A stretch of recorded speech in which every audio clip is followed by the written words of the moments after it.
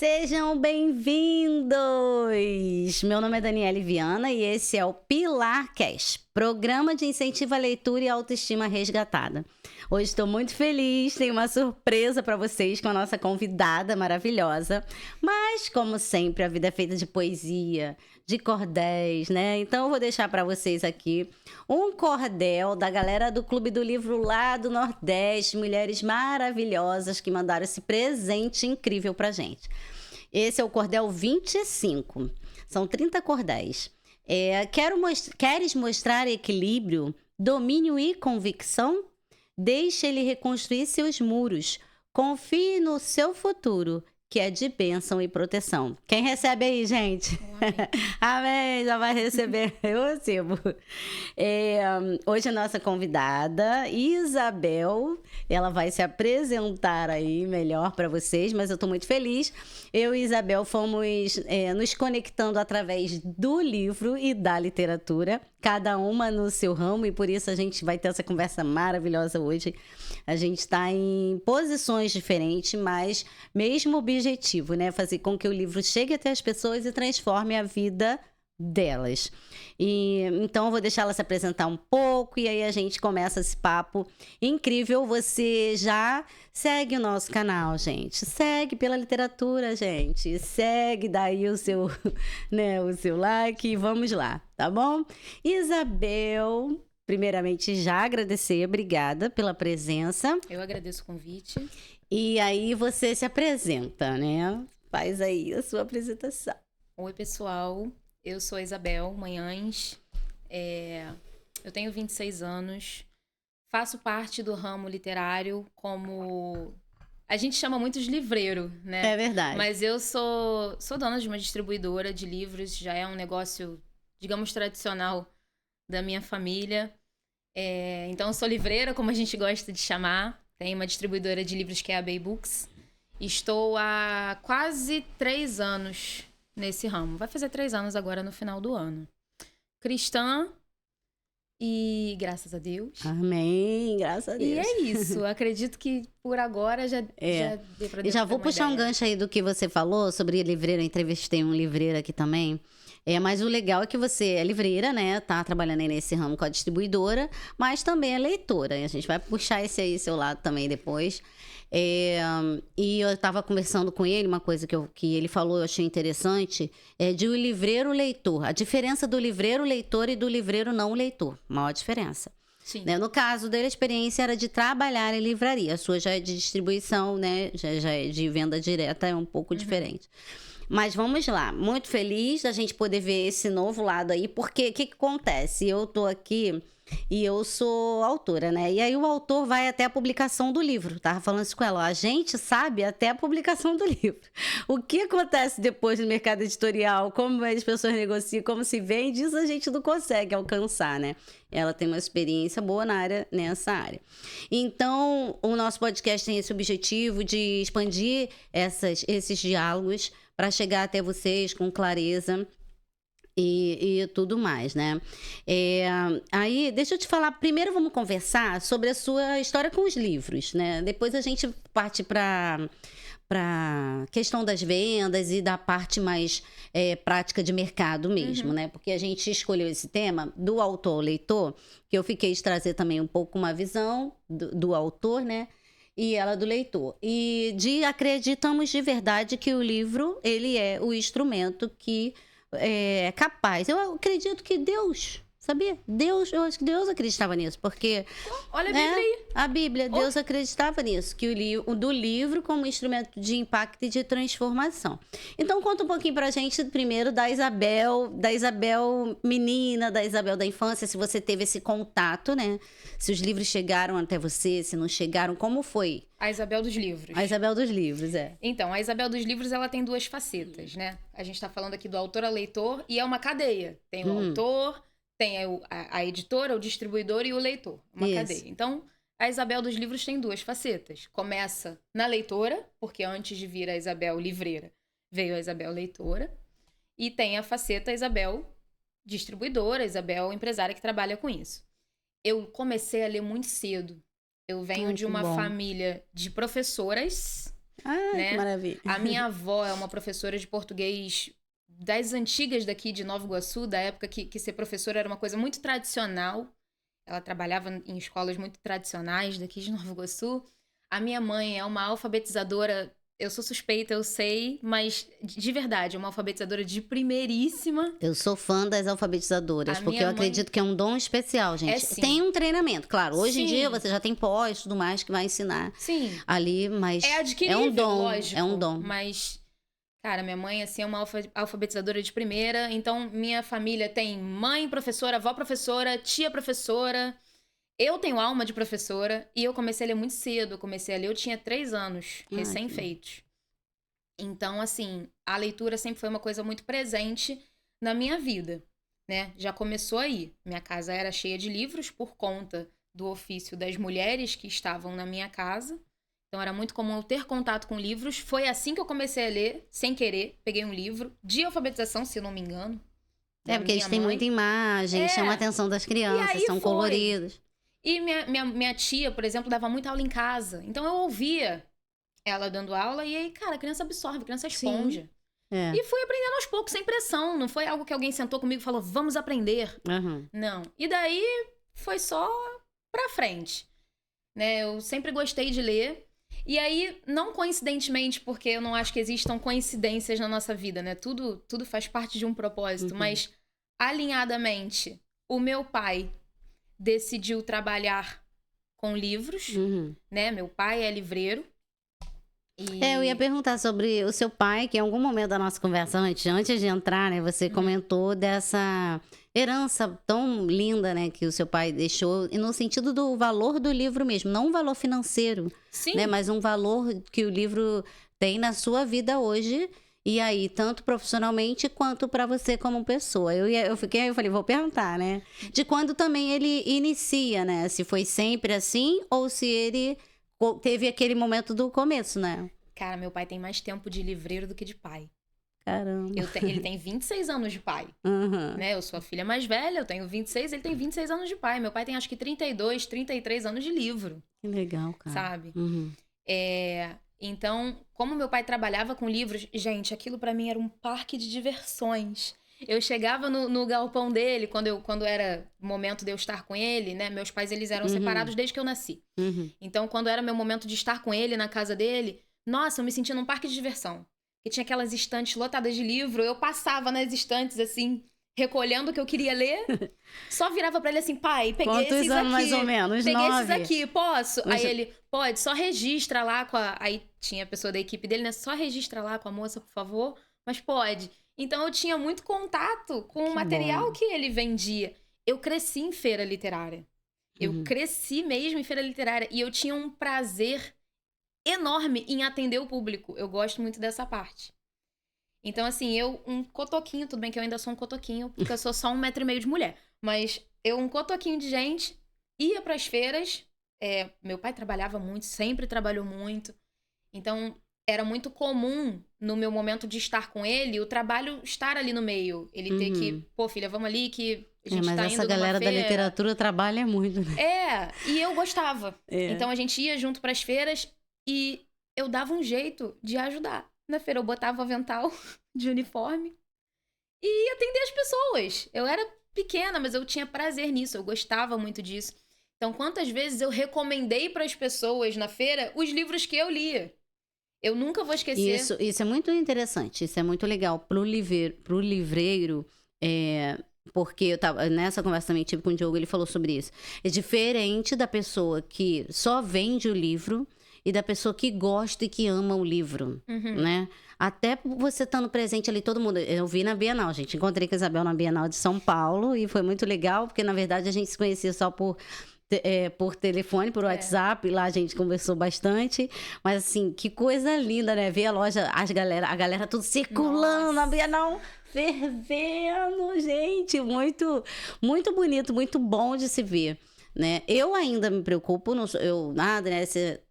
Não tá sendo otimista, não. Eu sou otimista, mas eu ainda me preocupo também com o tanto que a gente compra e com o tanto que a gente lê, né? Porque o brasileiro também tem um pouco disso, tá? Parece que é para aliviar a nossa consciência. Mas assim, ver a Bienal cheia daquele jeito e as pessoas se movimentando, eu digo por mim mesma, né? O pessoal até faz meme na internet de que, quantos livros eu comprei e quantos eu li, né? Nas minhas... todo mundo ri, porque é uma realidade, mas eu sempre oriento assim, você ficar também no limite, para que você não venha se sufocar e se perder e acabar se frustrando e não ler nada. Essa é uma dica que eu dou. Né, para as meninas, quando eu dou aula, eu falo, gente, vocês compram o que vocês... Ali, 3, vou fazer esse plano de leitura de 3. E aí vocês vão vencendo aquilo ali para vocês conseguirem alcançar. Então, assim, vocês estão vendo que coisa legal, né? Do livro na vida da Isabel, em relação a um instrumento de transformação, já fazendo parte da história. Desde né? É completamente diferente, gente. Por exemplo, de mim, que eu não... Meus pais não são alfabetizados, né? Meu pai se alfabetizou pela Bíblia e eu não tive acesso. O único livro que eu tinha acesso até 14 anos, eu acho. 14. Era a Bíblia. Não tinha. E eu gostava muito de gibi. E aí, quando minha irmã começou a namorar, tinha um cunhado que levava gibi pra gente. Então, eu lia muitos gibis, que foi a coisa nova que apareceu. Ou uma série, menina, se você lida muito com o livro, você deve lembrar. Uma série que era fininha assim, não sei se era a série Vagalume, mas aí tinha histórias de detetive. Chegou, só que eu não tô lembrando o nome, mas elas eram muito famosas. Inclusive, ele tem até hoje lá, todas elas. Eu falei, deixa isso pra minha biblioteca, que isso é relíquia. Eram séries de detetive, histórias assim. E eu nunca tinha lido aquilo diferente assim. Então, isso eu gostava. Eu lia esses livros que ele levava, mas tudo chegou quando ela começou a namorar e ele levou as coisas, porque a gente não tinha acesso nenhum. E tinha uma biblioteca, até a cidade, né? Na escola. Só que a diretora trancava a biblioteca. Inclusive, a minha biblioteca, eu conto essa história, né? Que eu vou abrir uma biblioteca lá porque eu prometi para mim mesma que eu ia voltar naquele lugar e abrir uma biblioteca, porque a gente não conseguia, a diretora trancava, assim, uma história complicada, né?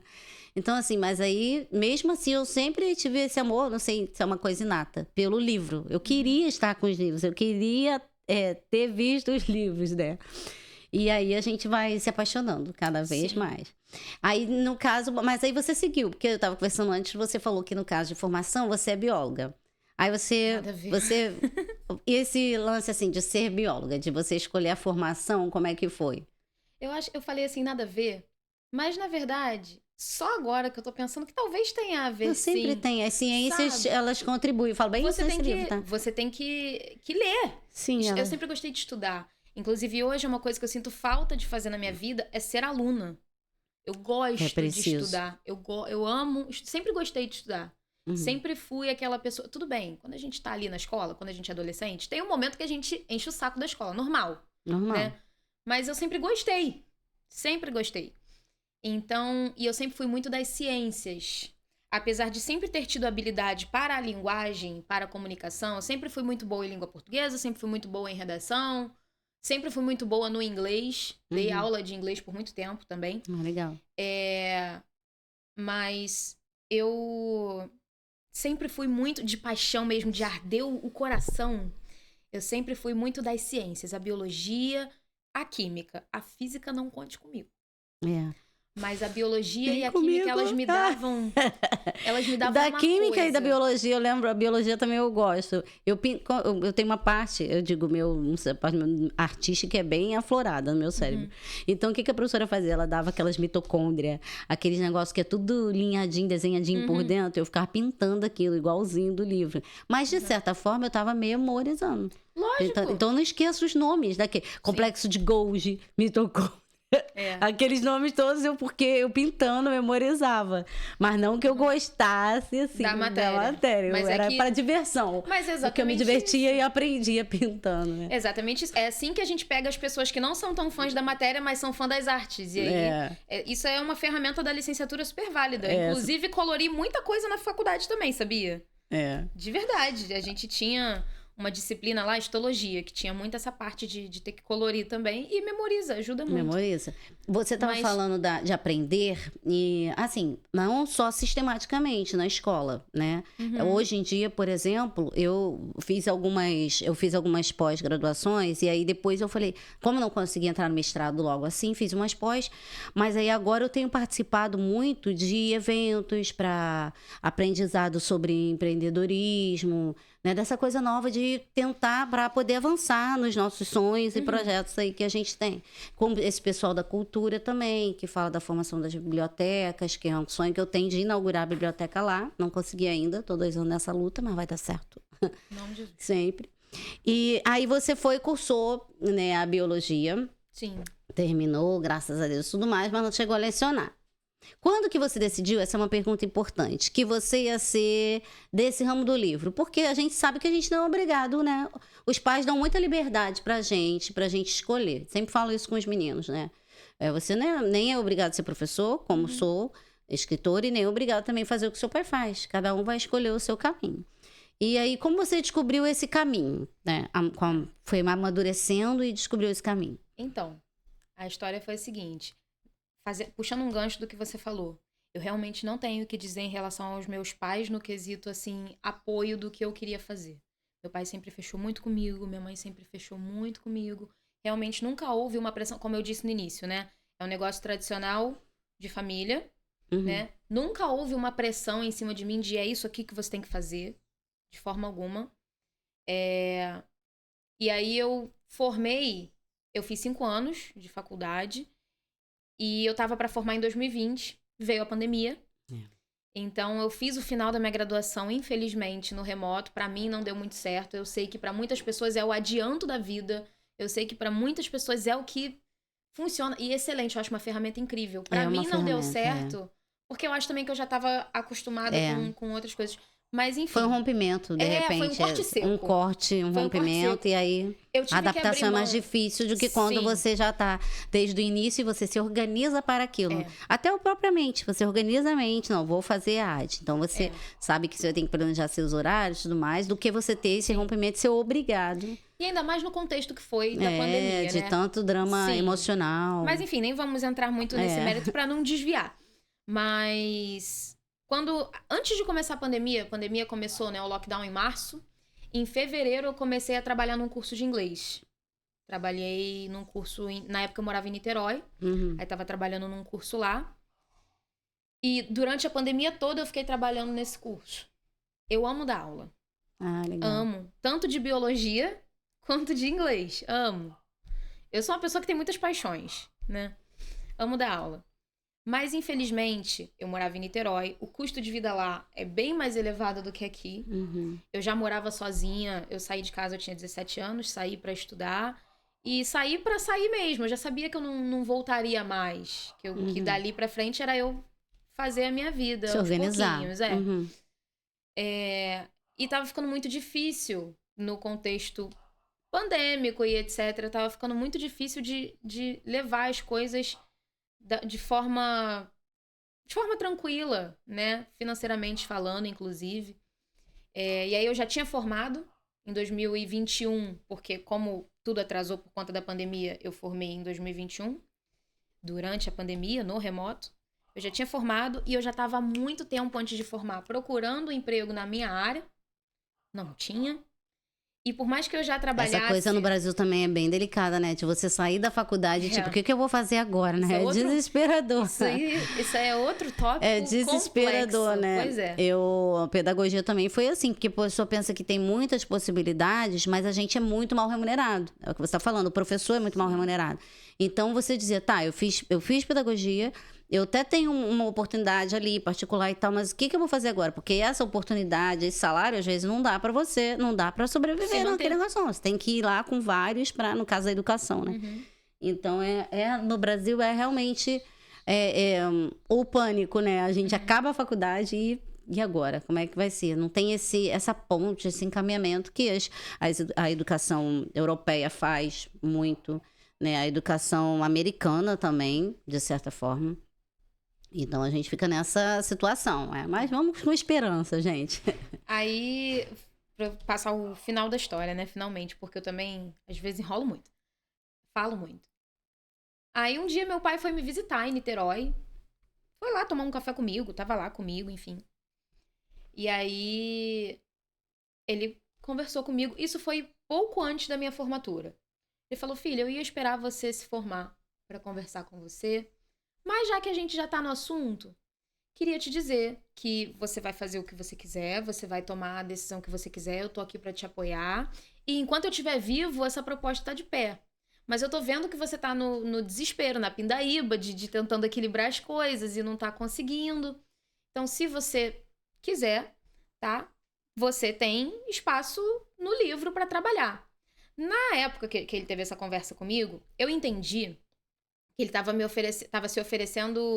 oferecendo algo pra trabalhar com ele, na empresa dele. Eu lembro, até hoje, não vou esquecer esse dia. Eu olhei no fundo do olho do meu pai e eu peguei... É tão gostoso isso, né? A participação da família, esse empenho do seu pai e da sua mãe. Isso é tão maravilhoso. Eu tive muito apoio mesmo. Já vai esse recado pros pais, gente. Marca a vida de um filho, transforma a vida do seu filho, né? Esteja ao lado, porque é uma coisa que vai amadurecer, mas não vai esquecer nunca mais. E senão você afasta de você, né? Mas enfim, também é outro tópico. Mas eu lembro até hoje, eu peguei assim a mãozinha dele, eu olhei no fundo dele e falei: pai, muito obrigada, eu sou muito grata. Mas pelo menos por enquanto, eu quero tentar fazer o meu caminho com as minhas pernas. Quero tentar andar o caminho com as minhas pernas. Ele falou: enquanto eu estiver vivo, a proposta tá válida. Pensa aí com carinho. Tá bom. Passou um tempo, passaram alguns meses, eu formei, por aí vai. E aí a gente reconversou. Porque a situação, na verdade, não melhorou nem um pouco. Os preços de tudo subindo. Depois da pandemia foi mais difícil ainda. E eu tava trabalhando no curso muito, mas eu trabalhava muito. E trabalhar muito não é um problema. Eu, inclusive, gosto de trabalhar. O problema é você não ver o retorno. Essa é a sensação que os professores têm, gente. Eu dava aula para 8 turmas, não. Dani. Eu dava aula para 8 turmas. Eu sei, vivo isso. Ganhava com elas, né? Eu sou coordenadora pedagógica, mas eu sinto a angústia das professoras nesse sentido de trabalhar tanto, né? De se doar. E o retorno financeiro não vem, né? Eu dava aula para 8 turmas, né? E aí a gente ganha por hora. Uma dessas turmas, inclusive, a aula era de segunda a sexta. Então, todos os dias, uma turma, pelo menos, tinha aula. Então, eu me desdobrava. Entendeu? E professor, você sabe, chega em casa, o trabalho não acaba. Não acaba e a gente coisa pra aí dá conta e é muito empenhado. O professor um bicho interessante, gente. Porque ele dá conta, ele quer dar conta, ele dá conta, ele se empenha, mesmo que ele se desgaste. Ele... Dani, quem dá aula por amor. Mesmo. Dá isso, mesmo. Isso é verdade. fato. Isso é fato. E aí, passou um tempo, eu e meu pai, a gente se reencontrou, se reconversou. E aí ele falou: filha, a proposta tá de pé. E aí, eu lembro que eu comentei: poxa, mas eu fico com um pouco de receio da gente trabalhar junto, assim, de meu pai ser meu chefe. Né? E ele falou: não, calma aí, deixa eu explicar melhor que eu acho que eu não te fiz entender. Você vai ter a sua empresa. Aí eu, como assim? Né? Me explica isso melhor. Aí ele: filha, o que eu tenho pra te oferecer é o meu know-how. Eu tenho pra te oferecer a minha experiência. Eu tenho como... Em outras palavras, ele foi o meu mentor. Ele é o meu mentor, né? Não, e aí mentor, coisa boa isso, né? A frase que ele falou pra mim, que eu também nunca vou esquecer, foi: eu vou te dar o caminho das pedras. Quem vai andar é você. Eu nunca vou esquecer esse momento. E aí a gente tava conversando no telefone. A gente mora longe um do outro. A gente tava conversando por telefone. E eu falando: poxa, pai, mas o curso, né, tá num momento tão complicado, assim... pra eu sair agora e tal. Ele falou: filha, você já sabe o que você quer. Você tá, assim, como se eu tivesse... insegura. Hesitando pra algo que eu já sabia que eu queria e que eu tinha que fazer. Ele falou: arregaça as mangas e vai. No dia seguinte, eu conversei com o meu chefe. A gente tinha uma relação muito boa, eu e o meu chefe, assim, ele era uma pessoa muito compreensiva, tudo muito na base da conversa. E daí foi. E eu entrei nesse ramo com zero conhecimento de empresariado desse ramo. O que eu tinha era meu conhecimento como leitora e ver... Que é muito diferente. Muito. E ver como espectadora o meu pai trabalhando. É muito diferente você ver como quem não entende nada do ramo e você ver como alguém que tá dentro do ramo. Botar a mão pra fazer, claro. Cara, outra situação. Então, o início da história foi esse. E quando começou, foi uma coisa assim de: gente, eu realmente não faço ideia do que eu tô fazendo. E aí, assim, foi realmente o que ele falou que ia fazer. Ele me deu o caminho Ele das orientando, pedras, né? Ele me levou nas editoras com as quais ele já trabalhava. Oi, essa aqui é a minha Fazendo filha. uma ponte. Muita gente já me conhecia. Fazendo ponte, né? Isso mesmo. Muita gente já me conhecia. Já te conhecia do movimento. Porque eu cresci nas feiras, como eu disse. Né? Muita gente já me conhecia. Mas ele foi me apresentar. Olha, minha filha Fazendo tá as entrando pontes. no ramo agora. Entendeu? E ela vai começar uma feira. E aí ele pegou uma feira que ele fazia, né? E passou pra mim. Pra eu ter onde começar. E são muitas feiras, né? Todo tipo de feira. Vamos começar a conversar sobre esse assunto. Por exemplo, eu observo que você não tem uma loja online mais fixa. Não é online. Porque pra gente que tá do outro lado, tanto o autor como o próprio leitor mesmo, ou o comprador, que é uma pessoa comum que compra, é difícil de entender. Então, vamos entender. Você não tem uma loja online. Você é uma distribuidora, é isso? Isso, uma distribuidora física. Uma distribuidora física, Isso. mas aí você também não tem loja física. As suas participações são pontuais. Uma digamos distribuidora assim. física itinerante. Podemos Isso, chamar assim, é interessante. Mas isso é maravilhoso também, né? E assim, mas dispõe de muito trabalho. Porque, por exemplo, o que as pessoas fazem hoje? Dispõe de muito trabalho, sim. Porque hoje o que as pessoas fazem? Elas têm uma loja online e aí elas não têm o produto. Ela reorganiza aquele produto para chegar no cliente no tempo, o que dá muito menos trabalho. Com certeza, para você, diferente deve dar um pouco mais de trabalho, porque você tem o produto, né? Você estava até falando comigo assim, já vamos para reorganizar os livros, para aquele movimento todo da Bienal. Depois eu fiquei olhando para aquele stand seu daquele tamanho. Eu falei, gente, raciocina isso. Ela tem que... Claro, ela que eu digo você como empresa, mas tem toda a sua equipe, né? Mas eu fiquei pensando, falei, Jesus, tem que recolher esses livros todos. Que aí você tava, Dani, vê esse negócio aqui, você... no lance do caminhão. Eu falei, gente...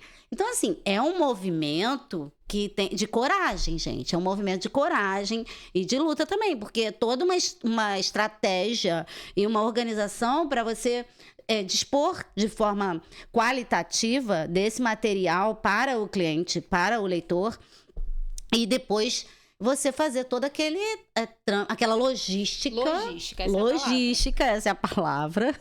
Logística dos livros, ainda mais um livro, né? Porque livro pra gente é tesouro. E você não pega livro assim, né? A gente tem que ser com todo cuidado, porque o livro ele é muito sensível, ele é de papel. Então, todas as questões, armazenamento, né? Locomoção, né? Essa coisa de ir pra lá e vir pra cá, né? Aí você amassou um livro, você já tira, você desvaloriza o livro. Essa é a realidade. A gente, como leitor... não quer. A gente quer o livro bonitinho, assim, exatamente, sem nenhuma marca, né? Exatamente. Que é o livro lindo, né? E como é que é esse processo, assim? Explica um pouquinho pra gente. É realmente trabalhoso. Então, quando a gente vai... Como a gente falou agora, né? Eu não tenho loja fixa. Eu vou fazendo diversos lugares simultaneamente. Fico por tempo determinado ou indeterminado, mas não é uma coisa fixa. E trabalho muito com eventos. Por exemplo, a Bienal do Livro, que tem data para começar, data para terminar. Uhum. Fazer evento é uma coisa que quem não faz evento não faz ideia de tudo que tem por trás. Isso é um fato. É um fato. Né? Eu sei como é, porque eu fiz muitos eventos. Não de livros, eventos com mulheres. Evento no geral. Evento é um negócio doido. Evento para acontecer. E quem faz evento, realmente, o objetivo final é fazer com que o público aproveite aquilo ao máximo. Esteja satisfeito. É fazer daquilo uma experiência satisfatória, uma experiência, se possível, inesquecível. E o trâmite logístico envolvido em você fazer um evento, seja ele da magnitude que for, desde fazer uma escola ali até fazer uma Bienal do Livro, é realmente todo um trâmite, toda uma cadeia logística, né? Quando você cita, por exemplo, o evento da pessoa que trabalha com a loja online e que não precisa nem reter o produto. Uhum. Não é nem que eu acho que dá menos ou mais trabalho, é que é um trabalho diferente. De um trabalho diferente. Mas eu posso falar no caso do meu, né? A gente precisa de frete e o que as pessoas muitas vezes também não se dão conta é que todo esse processo é muito custoso. Sim. Tudo existe um custo por trás, claro, sabe? E as coisas não são mesmo baratas. Aí a gente precisa de frete, a gente precisa E para fazer frete tem que estar com tudo certinho. Toda nota fiscal, tudo certinho, tudo bonitinho. Porque você não, você não pode sair transportando por aí qualquer coisa de qualquer jeito. Tem uma quantidade, a Polícia Federal vai... existe toda uma tá fiscalização. De olho, existem coisas que você pode fazer para melhorar a parte logística da montagem e da desmontagem de eventos, em termos de equipamento mesmo. Né? E tudo isso custa. E a sua equipe é muito organizada. Eu trabalhei com a equipe da Isabel numa feira que eu fiz em Miguel Pereira, na faculdade de Miguel Pereira. E eu não sei se a sua equipe estava aqui na faculdade no Gran Rio, que eu fiz duas. Não, só estava foi na segunda, na de Miguel Pereira. Então, assim, uma equipe bem organizada, bem distribuída, cada um sabendo sobre o seu papel. Isso é um outro ponto de que você pode até ter uma visão, porque agora você, nesse momento, você já está há um tempo gerindo essas pessoas, né? Tem que se preocupar com a questão toda de logística livre e tal, mas eu elogiei sua equipe, estava falando da sua equipe, né? Também tem que ter esse olhar para a equipe, né? Porque se sua equipe não está satisfeita também, se é uma equipe que não está treinada ou satisfeita, não vai trabalhar dessa forma, né? Com esse cuidado. Então, ter essas pessoas treinadas e como é que eu vou dizer? Com carinho com aquilo que está fazendo é muito importante, né? Eu tenho muito esse filtro de qual é a relação das pessoas com o livro, quando elas vão para Bay Books. Gerir pessoas é muito difícil. Sim. Independente de quanto tempo de experiência você tem fazendo isso, independente de qualquer coisa. É desafio da humanidade, né? Gerir pessoas é muito difícil. Estar com pessoas é muito difícil. E quando você faz desse o seu trabalho, né? É muito difícil. E no meu caso, vê se eu vou conseguir me explicar direito. Quando a pessoa trabalha numa posição de chefia, de liderança, geralmente ela galgou um caminho até ali, né? Não foi o meu caso. Eu já comecei ali. Então, muita coisa eu ainda tô também aprendendo. Descobrindo. Claro. Sempre, a vida é um aprendizado. E assim, ó, eu tô começando a dar ali os passos, sabe? E lidar com pessoas é admitir que pessoas erram. Seja ela a pessoa que tá liderando ou a pessoa que tá sendo liderada, né? Então, o que eu tenho muito com a minha equipe mesmo, acho que é o que a gente preza acima de tudo.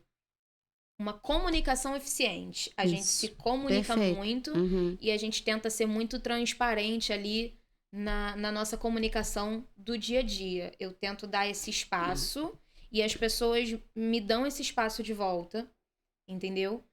E, não sei, Isso coisas flui. Coisas fluem. Exatamente. Flui. Tava nessa palestra que eu participei agora, nesse evento do Kindle aqui em Nova Iguaçu, tinha um empresário no ramo de comida, ele vende salgadinhos e tortas, essas coisas, falando de como ele faz, não sei, acho que foi 15 dias, ele reúne a equipe na cozinha, mas assim, não é aquela reunião de tipo, vamos pro escritório, vamos se reunir. Uma reunião super aberta. Os funcionários falam o que estão sentindo, como estão, né? Se comunicam ali, se veem, porque às vezes está cada um na sua função e as pessoas não conseguem se ver ou se falar, né? E aí vai ficando doente, né? Na verdade, porque toda uma sociedade, a sociedade por fora ali, a pressão, o tempo, as circunstâncias, a dificuldade financeira, enfim. E aí ele falou que reúne esses funcionários, ele botou uma foto lá dele reunido com os funcionários, e aí você via aquilo ali, eu falei, gente, que coisa linda, que coisa boa, que coisa legal, que coisa interessante, de você também ver o trabalho como um momento que você realmente pode compartilhar. Eu sinto um pouco essa dificuldade na educação, né? E agora mais ainda, porque as pessoas estão muito doentes na educação, muito doentes. Eu tenho essa preocupação como coordenadora pedagógica de escolas municipais, né, de as pessoas estarem doentes. Porque quando você está doente, você perde a condição a consciência quase. Tem uns que chegam a perder a consciência e faz coisas que, de repente, se você tivesse bem, você não estaria fazendo. E aí prejudica todo o andamento do trabalho, e principalmente quando tá lidando com criança, né? Então, assim, essa coisa da equipe, eu achei legal você falar, uma fala que você usou, que você se preocupa também qual a relação que a pessoa tem com o livro. Sim. E isso é legal porque aí você tá contratando para sua empresa pessoas que também têm a mesma paixão que você, que também estão na mesma visão que você, entendeu? E aí isso facilita, né? Não é só pelo valor do que ela tá recebendo, não é só... É uma paixão mesmo também de estar fazendo aquilo com prazer. E aí, você falou pra mim lá na Bienal que foi sua primeira Bienal, né? Essa. Como expositora Como foi. expositora. Minha primeira Bienal, estreia. Gente, eu fiquei impressionada. Bienal do livro, sim. Feira não, mas Bienal do livro, sim. Bienal, né? Feira não, você faz muitas feiras, né? E me fala sobre as feiras aqui. Tem vários tipos de feira, né? Você falou, faz feiras em escolas, aí feiras menores, feiras maiores. Como que é como isso acontece? Como você capta? Porque, por exemplo, hoje as pessoas captam muitos clientes pela rede social, captam muitos clientes de repente por um cadastro, uma ficha que já fez, né? Como que funciona essa parte da captação? No caso desse cliente que vai ser seu cliente de feira, que você vai fazer uma feira, digamos. Então, como isso funciona? Como você disse, tem tipos diferentes de feiras, né? A feira na escola, ela exige um trabalho de prospecção muito maior. De ter ali a pessoa responsável da equipe que faz essa prospecção, a pessoa do comercial, né? Que faz essa captação muito ativa e todo dia. E é igual, assim, uma metralhadora mesmo. É entrar em contato com um galerão, porque tipo um funil, né? Do galerão é exatamente isso. Do galerão, você não vai ter aquele galerão de resposta. Não é assim, né? Já no caso de shoppings, pontos comerciais, etc., aí o contato já é com a pessoa daquele local que é responsável por alugar os espaços, né? Mas é uma procura e que a oferta ativa. É maior também, não é ou não? Por exemplo, tô falando assim, sem saber, mas em relação a mim, por exemplo, eu sou muito convidada para ir em feiras de shopping. Tem algumas instituições, né? E aí nem sei se tem PNPJ, não sei como funciona. Eu sei que elas juntam os autores e falam, gente, vai ter feira no lugar tal, né? E aí leva os autores para aquele lugar. Uma feira que eu participo muito é a Feira do Lavrágio, lá no Rio, naquela rua. Ah, sei. Então, lá eu participo sempre, mas lá também é diversificado, não é só livro. É arte, muita coisa. Brinco, é tudo. Lá tem tudo, né? Você encontra feira de tenda, né? Feira de tendinha. Lá tem de tudo. Mas tem também quando a pessoa faz um nicho. Tipo, já participei de algumas. Porque eu esqueci os nomes. Tem uma galera aqui em Nova Iguaçu que leva os autores para o shopping. Aí eles organizam e a gente só faz as apresentações, entendeu? Então, é uma captação eu entendi que no seu caso é uma captação como empresarial mesmo. Você tem uma área comercial que vai fazer todo esse trâmite de fazer essas negociações para o livro chegar. E é claro que às vezes, só complementando, né? É claro que às vezes a oportunidade achou a gente, em vez da gente achar. Isso acontece muito. Que bom, quantas vezes quantas vezes a Bay Books não estava numa escola? E aí. Eu que achei vocês também daquela vez. Exato. Porque verdade. Acha. E porque são pontes, aí conhece um, conhece o outro.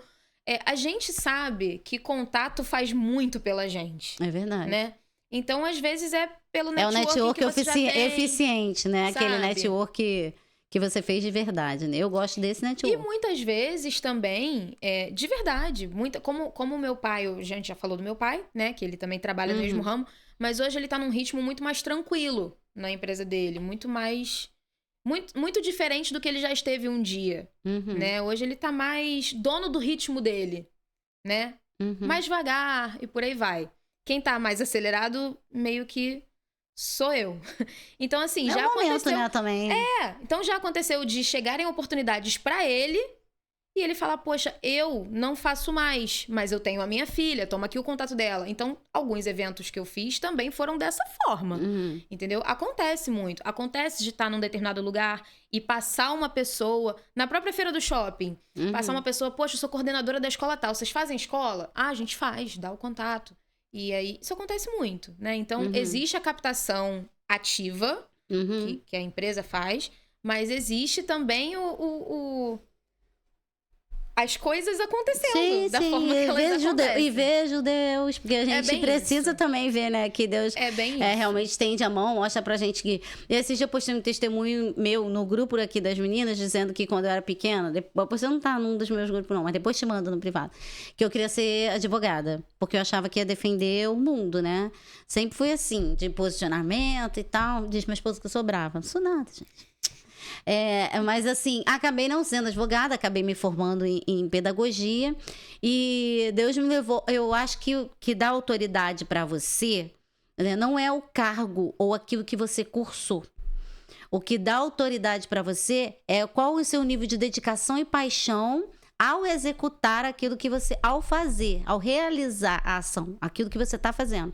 Então hoje eu sinto que a minha autoridade está na escrita. Entendeu? Eu sinto que está. Eu acredito na escrita. Eu vejo a capacidade que ela tem de me levar além até depois da morte. E isso me deixa feliz, né? Então, assim, eu não estou diante de um juiz, né? Falando aí de sonhos e do que a gente pensa pra gente, mas Deus sabe muito além. Não estou ali defendendo as pessoas dessa forma, mas eu estou defendendo a pessoa com a palavra. Tem uma frase que todo mundo conhece, mas eu sou apaixonada, porque eu acho que é uma coisa muito verdadeira, da Clarice Lispector, que ela fala: a palavra é meu domínio sobre o mundo. A palavra é o domínio sobre o mundo. Sim. Se você domina a palavra, você domina o mundo. Você domina a si mesmo primeiro e depois você domina o mundo. Então, assim, eu hoje... e aí não estou falando de questão financeira também. O que a gente deve pensar, tá? Aí para os leitores, para quem está assistindo. Claro que tem que pensar como a gente vai ter uma subsistência, como a gente vai viver se a gente não tem a parte financeira. Inclusive, isso foi um tabu que eu tive que romper, um preconceito próprio que eu tinha, de achar que pelo Clube do Livro eu não podia, porque é um projeto social e gerar nenhuma renda. Só que eu tinha que me locomover e às vezes os lugares que eu ia, as pessoas não podiam pagar um transporte para mim. Então Deus, pode dizer, gente, que foi Deus de verdade, foi Deus que me ensinou. Ele disse assim, vai registrando, registra tudo no livro. Aí eu comecei a registrar e os livros foram nascendo. Registra no livro, registra com as mulheres o que vocês estudaram, registra o que você aprendeu, e eu fui registrando. E aí hoje o livro me ajuda, né?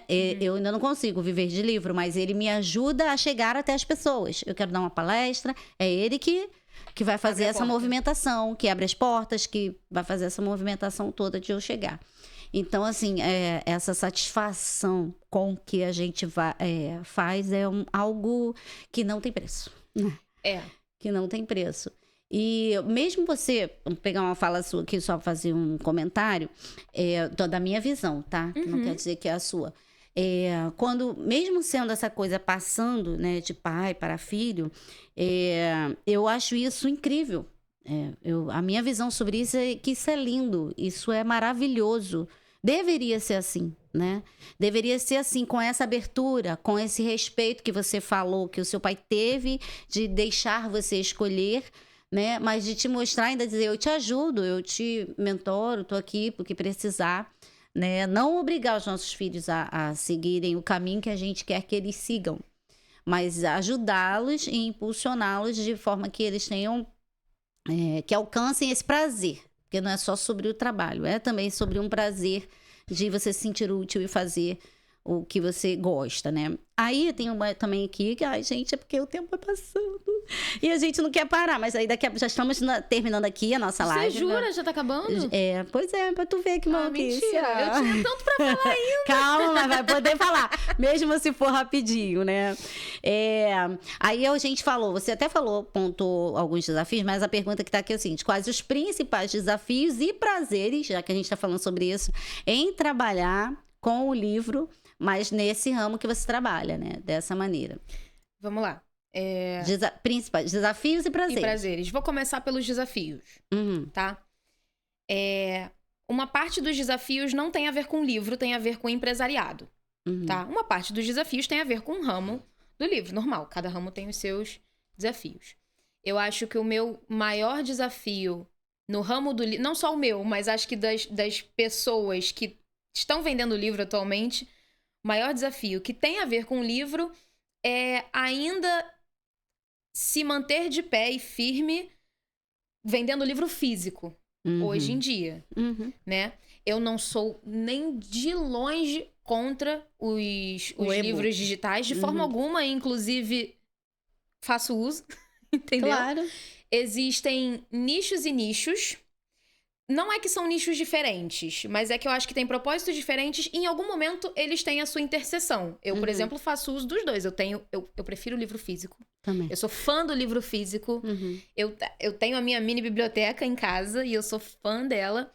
Mas eu também faço o uso de livros digitais para propósitos específicos, para momentos específicos. Ainda mais eu que viajo muito, tô sempre fora da cidade, etc. Gente, não existe conveniência maior do que você ter um Kindle ali pra levar.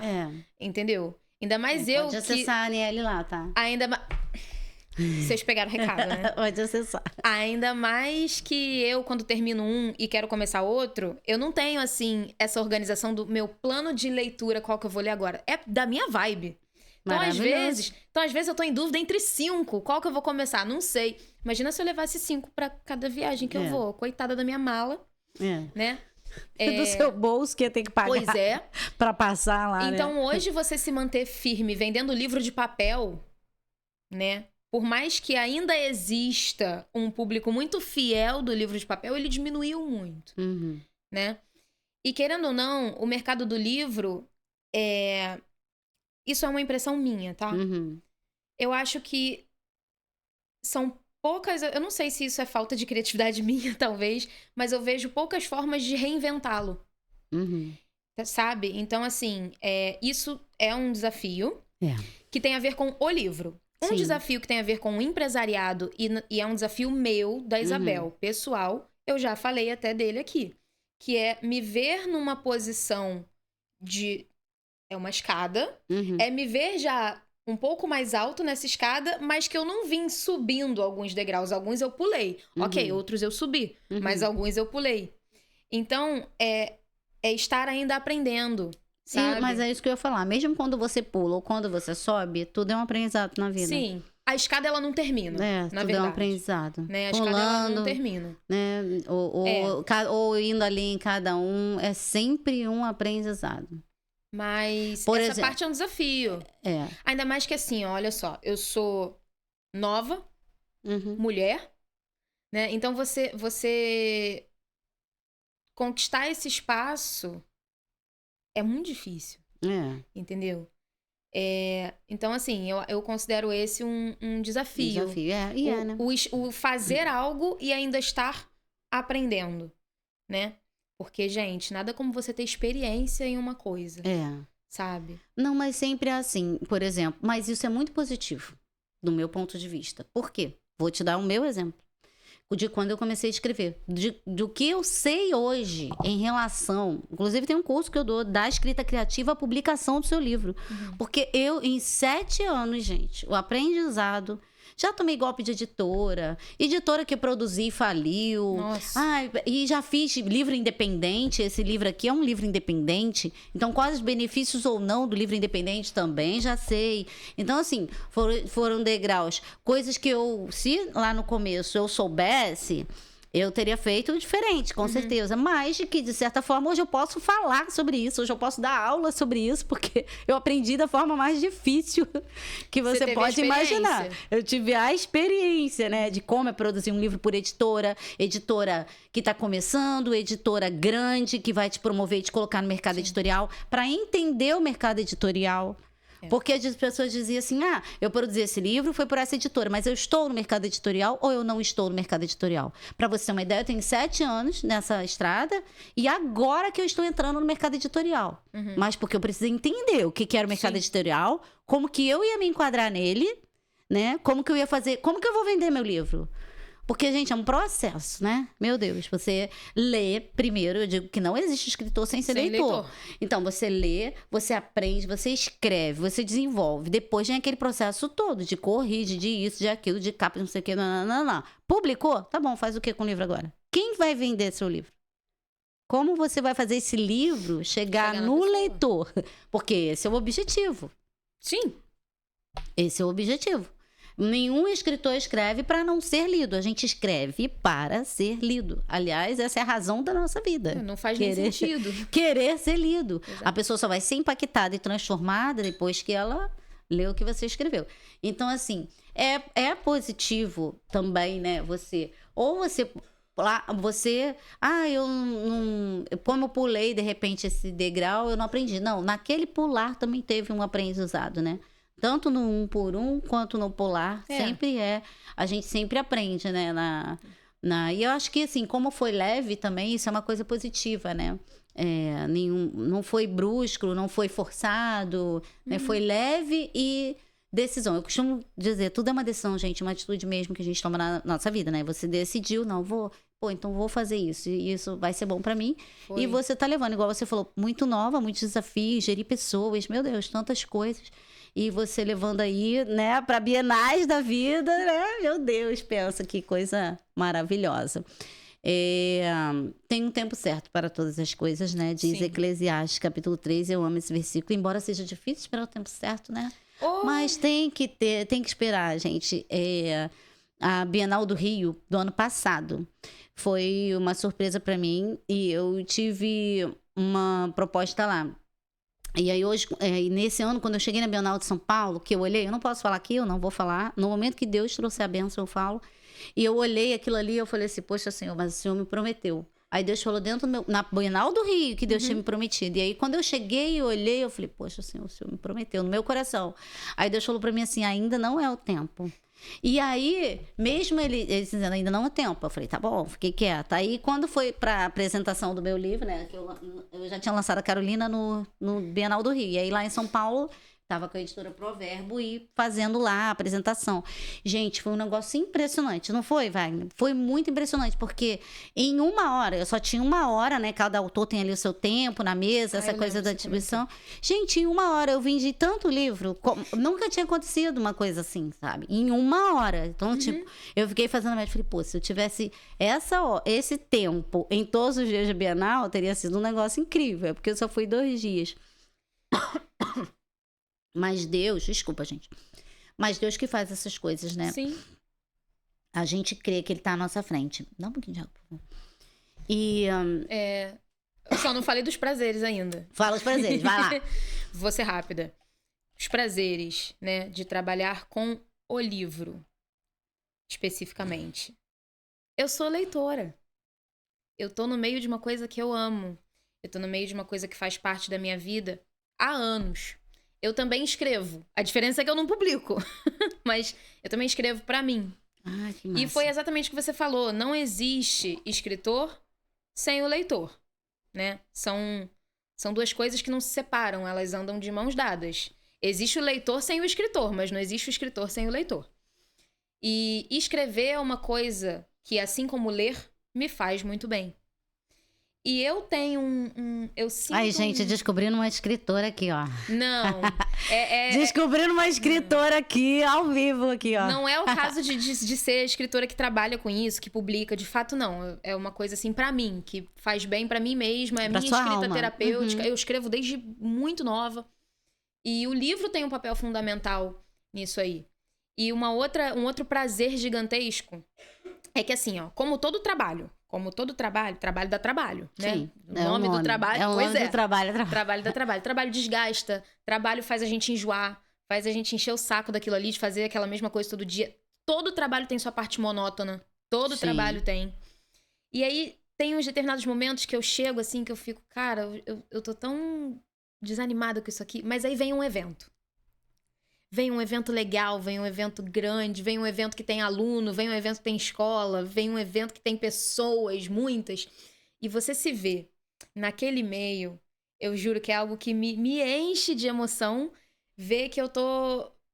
Ver as pessoas contribuindo, entrando no meu stand e falando, fulana, tem o livro tal aqui, olha isso, tá R$15, vamos levar. E eu ver isso e falar, cara... Eu me vejo nessas pessoas acesso, porque né? era eu. Eu me sinto assim como leitora, entendeu? Ainda me sinto assim, eu espero sempre me sentir assim. Porque a quantidade de livros que eu já li que marcaram a minha vida, e se foi assim comigo, por que não seria com as outras pessoas? Será que aquele livro ali que ela tá levando do meu stand, da minha feira, vai ser um livro que vai marcar a vida dela? Cara, que incrível. E se não for um livro que vai marcar a vida, tudo bem, para alguma coisa ele vai agregar. Sempre agrega, sempre. A leitura sempre agrega. Então eu acho isso um prazer imensurável, inenarrável de trabalhar com o livro, de trabalhar com as palavras. Eu acho que a ferramenta de impacto e transformação mais poderosa que existe, e você já falou isso aqui, eu tô só complementando, é mesmo a palavra. Prova disso é que Deus, o maior de todos, escolheu qual instrumento para ensinar? A palavra. A palavra. Seja ela escrita, seja ela falada, seja ela cantada, seja ela como for. É a palavra, porque é através dela que a gente se comunica. E quando você gera escreve, relacionamento. Exato. E quando você escreve, você eterniza, como você mesma disse também. Verdade.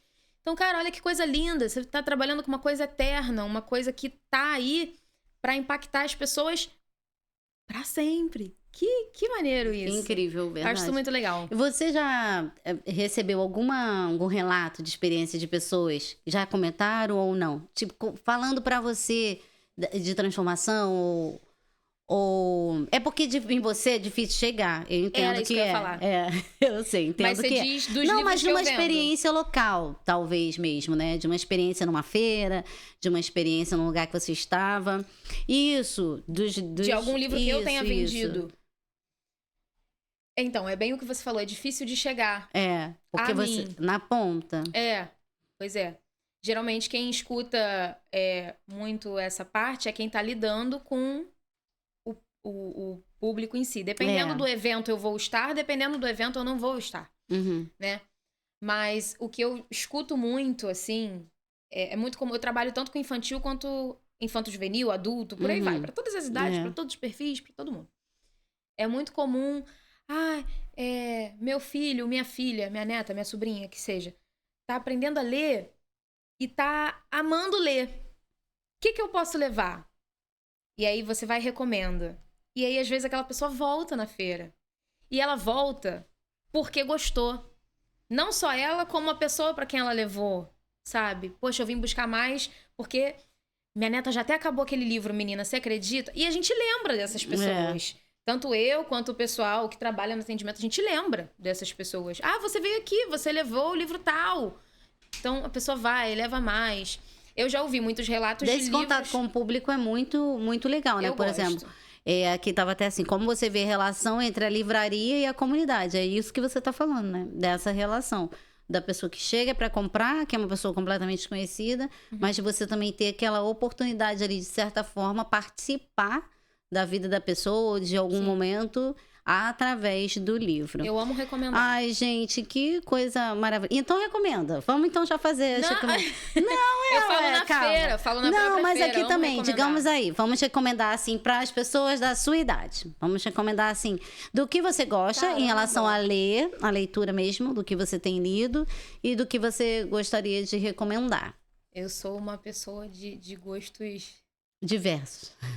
Não só de... Não sei se diversos. Talvez peculiares. Então, eu reconverti tem pouco tempo, né? Então, isso filtra um pouco o que a gente consome, né? Isso é lógico.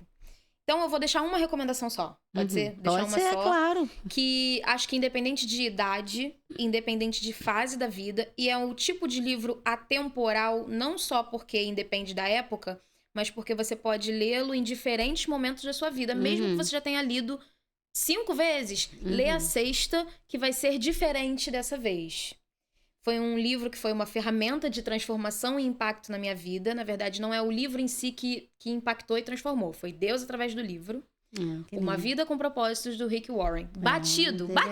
Incrível, Muita gente já conhece? Muita gente já conhece. Dá para ler quantas vezes eu já quiser. li 5 vezes. Lê a 6ª. Lê a 6ª. Porque são 40 dias. E aí, gente, tem que seguir a regra do livro. É um capítulo por dia, sabe? Mas como aquilo fala, né? Como fala, como as palavras, elas vão ali no lugar certo. É você estar com os ouvidos e os olhos e o coração sensíveis à voz de Deus e ele fala. Entendeu? Porque até é Deus que dá mesmo. Exatamente. É Deus que dá mesmo. Tem experiência, tá? Desse livro aqui eu acordava chorando. Às vezes as pessoas não conseguem entender e alcançar como é. Mas é uma coisa que você não domina, sabe? Você estudou, você leu, você tem vontade de escrever, mas você levanta. Tô falando do autor, no caso, né? Sim. Que máximo pra ele, né? Deve ser... tem impactado tantas pessoas no mundo, assim, na época do livro de Esther. Menina, o que ligava de mulher, assim, eu conhecia chorando mesmo. Deus te abençoe, não sei o quê, assim. E palavras tão boas, tão reconfortantes pra gente como autor de ouvir, né? De transformação e da vida através de uma coisa que você leu. Porque é Deus mesmo que move. Né? Eu sempre digo assim, a gente não é merecedor dessa graça, mas ele é infinitamente bondoso conosco. Eu falo assim, como que Deus pega uma pessoa dislexa, né? Como? E transforma num escritor. Como? Só Deus que pode fazer um negócio desse, né? Incrível, assim, diante de tantos desafios, de tantas dificuldades, né? Deus usa os improváveis, né? É isso aí. Então, assim, é lindo o que ele faz. Gente, a gente precisa terminar essa live maravilhosa. E eu queria aí que você deixasse uma palavra para elas, né? Para eles, para todos que estão ouvindo. Eu também vou dar aqui... fazer as finalizações e quero dizer, já agradecer e dizer que foi muito legal. É claro que numa live a gente não consegue alcançar tantas coisas, mas quem assistiu já teve uma ideia aí, né, de como isso tudo funciona e do prazer de Isabel em estar levando um livro acessível e de qualidade para todas as pessoas, que eu acho que é isso que é importante, né? A gente, no Brasil, o processo do livro, eu estava falando com ela, para o autor é muito caro, então ela é um prazer, né, Isabel, poder oferecer um livro de qualidade num valor que as pessoas possam comprar, que você vai alcançar todas as comunidades, né? Todos os tipos de pessoas, de classes sociais. Né? Isso é maravilhoso. Aí deixa aí o seu recado, desde já agradeço pela presença, o tempo, a disponibilidade, tudo, de estar aqui conversando com a gente. Agradeço o convite. Quantos segundos eu tenho? Não, vai lá, faz a sua... Pessoal, primeira coisa, leiam. Eu acredito muito que quem não gosta de ler, mesmo que já tenha tentado... é porque ainda não achou algo que cative. Porque leitura é perfil. Cada leitor tem o seu perfil do que gosta de consumir. Leiam. A leitura é um instrumento incrível de impacto e transformação. Leiam. Agradeço pelo convite. Foi um prazer estar aqui. E queria aproveitar essa oportunidade para agradecer a todas as pessoas que colocaram... que pavimentaram um pouquinho o caminho que eu estou andando. Agradeço a todas elas, todas as editoras parceiras, todos os colegas do ramo. Agradeço ao meu pai. Te amo horrores. Te amo tanto que dá um livro. Falei isso, botei isso numa frase, não tem muito tempo pra ele. E a minha família, que sempre me apoiou. Então, assim, a gente não faz nada sozinho. Isso foi uma coisa que eu aprendi, porque eu jurava que a gente faz coisas sozinho, de forma... É tudo mentira, a gente não faz nada sozinho. E que bom, que maravilhoso. Isso é ótimo, isso é incrível.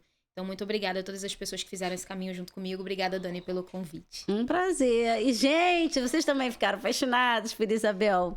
Maravilhosa essa live. A gente está aqui de volta na semana que vem com outro entrevistado. Você segue o nosso canal, nos ajude a divulgar esses momentos incríveis de conversa e de aprendizado, que é esse momento de mesa no podcast, tá? Um grande beijo, até a próxima.